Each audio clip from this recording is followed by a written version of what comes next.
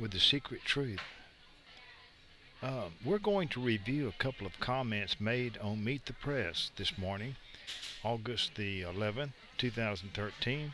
The first one we're going to show you is by Kara Swisher, and she's a founder of All Things Digital. And then followed by the second clip will be Ted Koppel, and he'll be making some very insightful comments on content. And then we're going to wrap it up at the end and tell you exactly what we think about both of these commentaries. And this is a discussion about the alternative press, the alternative news, and how that's affecting and interrelating with the mainline broadcasters in today's world. Anyway, we're going to be bringing that to you in just a second. Thank you for viewing this broadcast. We are back with our roundtable. That image, big this week. I want to welcome Kara Swisher, a former reporter for the Washington Post who left the paper and now covers all things digital as the editor for the site allthingsd.com. And of course, our own Ted Koppel is back as well. Kara, I want to start with you.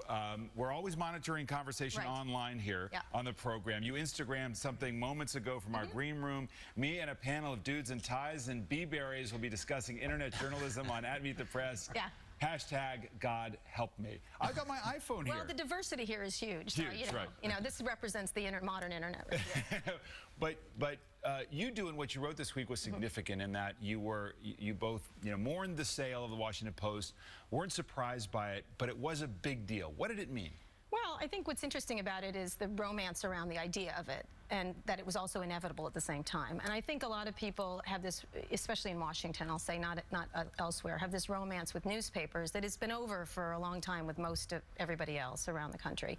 And so the issue is that is the end of newspapers or is just the end of print? And I think that was the point I was trying to make, is that it's not the end of news. Content is still incredibly powerful, and yet people still focus on the newspaper itself. I want to actually show something that you wrote in your piece on Wednesday. It is about what is the nature of internet journalism? How do we think about that differently than we think about, I don't know what the term is, traditional journalism? And you wrote this: to me, the most important trick is to deeply inculcate the joy of internet journalism without losing, actually restoring to some degree after recent cutbacks, the great editorial values and breakthrough journalism of the Post, fusing the old media storytelling and news integrity values that I learned at the Post with the internet values of speed and personality and, well, some level of fun at the right times is critical. Right. It's a cultural change. Not exactly, because when you were boring in the old style, it was boring. Right. So it's just, I think the issue is why you have to separate them and why you have to assume that everything on the internet is poorly done and everything in regular newspapers is well done. It's not the case at all.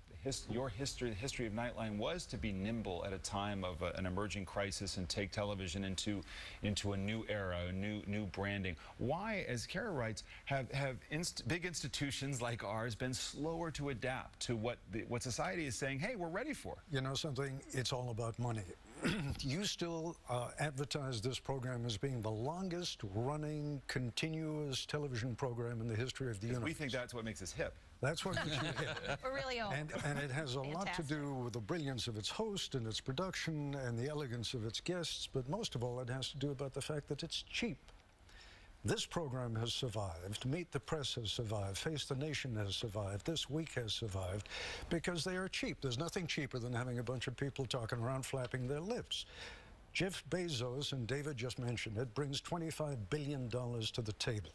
So he's going to be able to do things that others, the Grahams among them, have not been able to do. They will be able to harness the technology, but in the final analysis, it's always about the same thing: content.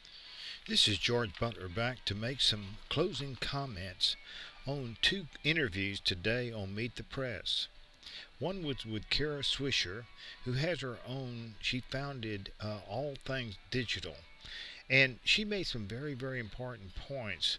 But also she said that you've got to wed somewhat the joy of internet with good editorial values of breakthrough journalism that she experienced when she was with the Washington Post. Now that's very important, but also she, it wasn't a long interview, a couple of minutes, but also you can move quicker with an internet alternative type of news operation, strictly digital type, all things digital like she's doing. And the cost is much lower. There's less people. I think she said she had about 6 people running that organization.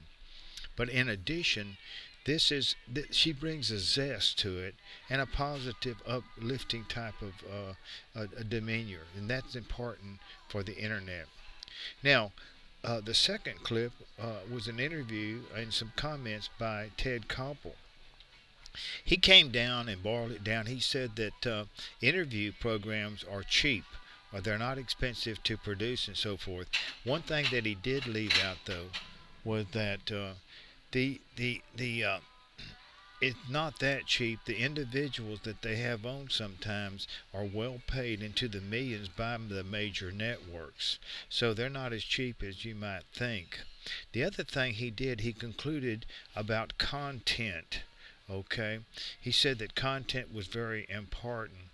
Well, and this is an argument that they went on about to a certain extent about what is the problem between mainline broadcast and the newspaper print industry and so forth.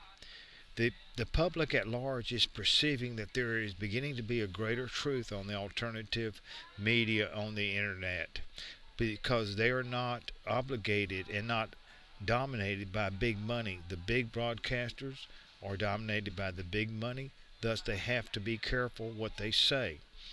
The internet alternative press and alternative journalism and so forth broadcast, they're freer to do and say what they need to say to come closer to the truth. So the real problem about the mainline media and newspapers and everything is they're not getting close enough to the truth, folks.